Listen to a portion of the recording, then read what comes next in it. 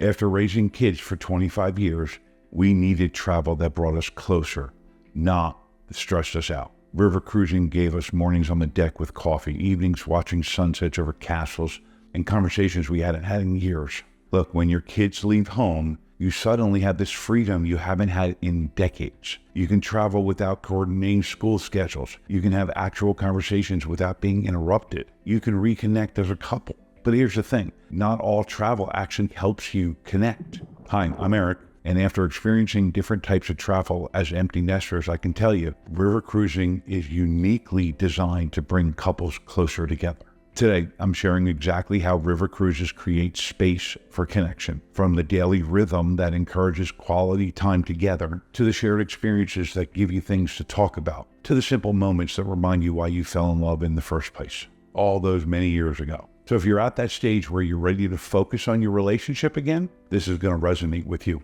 Let me tell you about the moment we realized we needed a different kind of travel. Our last family vacation before the kids left was exhausting. We were coordinating flights for 5 people, managing everyone's preferences, making sure nobody was bored. By the end, we needed a vacation from our vacation. And then the kids moved out, and suddenly it was just the 2 of us. We sat down one evening and asked ourselves, what do we actually want from travel now? Not what the kids need, not what looks good on Instagram. What do we need? And the answer was simple. We needed travel that gave us space to reconnect, to have real conversations, to remember what it's like to just be together without a million responsibilities pulling us in 10 million different directions. Our first river cruise gave us exactly that, and it changed how we think about travel completely. All right, so let's talk about why river cruises are uniquely designed for couples to connect. It starts with the daily rhythm, and this is so different from other types of travel. We'd get dressed, head up to the lounge, have coffee together on the deck while the ship glided through the countryside. And here's what made it special. We had time to just be together, to talk about what we wanted to see that day, to watch the scenery, to ease into the morning. On other vacations, mornings are chaotic. You're packing day bags, checking tour times, grabbing quick breakfast, and rushing out the door. On a river cruise, mornings are peaceful, and that sets the tone for the entire day. Here's something that happens on a lot of vacations. Couples split up based on interests.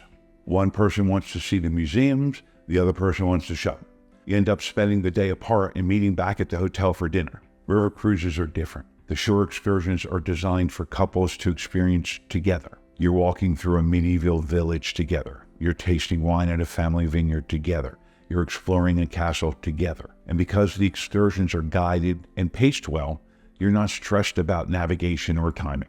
You can just experience it together and talk about what you're seeing. Those shared experiences, seeing the same things, reacting to them together, talking about them later, they give you the connection points, things to reminisce about, stories that become ours. But here's my favorite part of the daily rhythms, the evenings. Every evening, we'd finish dinner, head up to the deck. We'd watch the sunset over vineyards or castles or villages, and we just talk.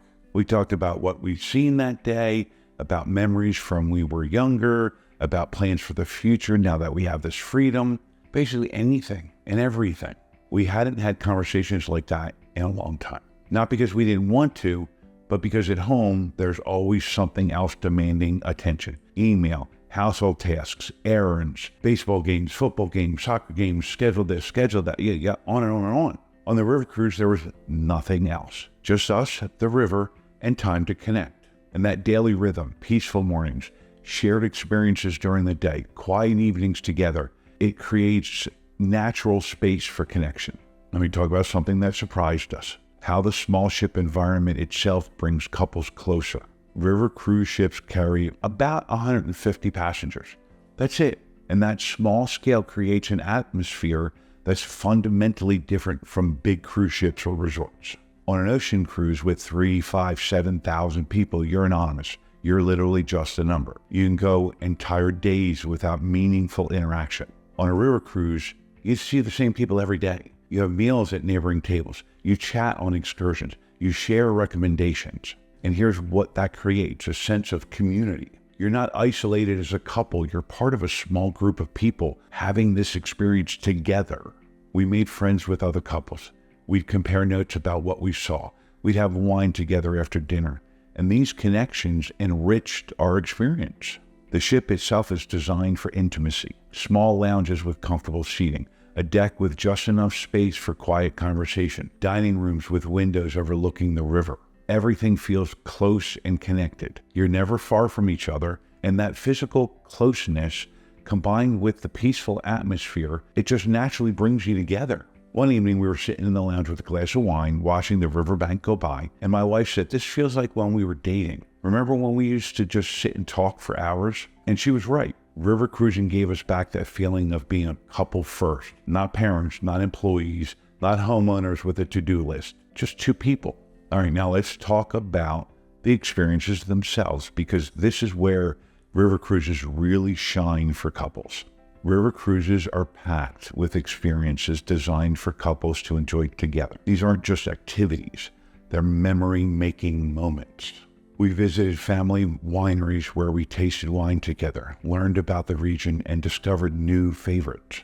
We took cooking classes where we learned to make local dishes side by side. We had dinners featuring regional cuisine paired with local wines. These experiences, tasting, learning, discovering together, they give you things to bond over. You're not just consuming content, you're creating shared memories. Every day brought something new to talk about. We'd tour a medieval castle and talk about the history. We'd walk through a Christmas market and compare it to the ones we'd seen before. We'd visit a monastery and reflect on the craftsmanship. Those experiences became conversation starters, not just what do you want for dinner conversations, but deep, interesting discussions about history, culture, beauty, meaning. And here's what I realized. We'd been so focused on logistics and responsibilities for so long, we'd forgotten how much we enjoyed just talking to each other about interesting things. River cruising reminded us of that. And then there were the unplanned romantic moments.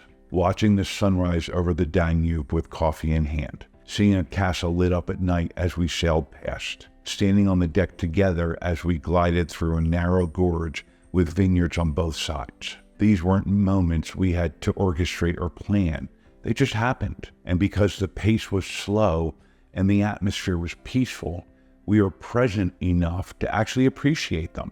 That presence, that ability to just be in the moment together, it's rare in everyday life. River cruising creates space for it. Now let me talk about why this type of travel matters so much in the empty nest phase specifically. For 25 years, our identity was wrapped up in being parents. Our conversations revolved around the kids. Our decisions were based on what was best for the family. And then suddenly they're gone. And you're sitting across from each other at dinner thinking, who are we now? What do we talk about? What do we do together?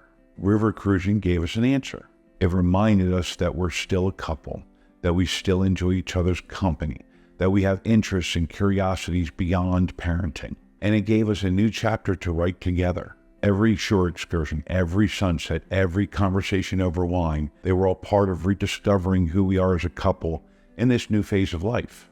And here's what I want you to understand. This reconnection doesn't happen automatically just because you leave the kids at home. You have to create space for it. You have to choose experiences that prioritize your relationship. River cruising does that. It removes the distractions. It slows down the pace. It gives you permission to focus on each other. And honestly, that's exactly what we needed. So if you're in the empty nest phase and wondering how to reconnect as a couple, or if you're approaching it and want to start this chapter intentionally, river cruising is worth considering. It's not just a vacation, it's a chance to remember why you chose each other, to have conversations that matter, to create new memories that are just yours. If this resonated with you, give this video a thumbs up and subscribe to the channel. I share honest advice about cruising and travel specifically for empty nesters who want meaningful, authentic experiences. Now, I've talked a lot in this series about why river cruising is amazing for couples, but here's a practical question I get all the time. When should you actually go? Because timing matters a lot. The difference between river cruising in peak summer versus shoulder season is massive, not just in terms of crowds, but in the quality of your entire experience. The next video in this series breaks down the best time to river cruise Europe for fewer crowds, better weather, and deeper cultural experiences. I'm sharing exactly when we go now and why we'll never cruise in peak season again. Now, please drop a comment below and tell me what's the most important thing to you when reconnecting as a couple: adventure and new experiences, or relaxation and quiet time together? I'd love to hear what you're looking for. Thanks for watching. Here's the travel that brings you closer, not stresses you out. I'll see you in the next chapter.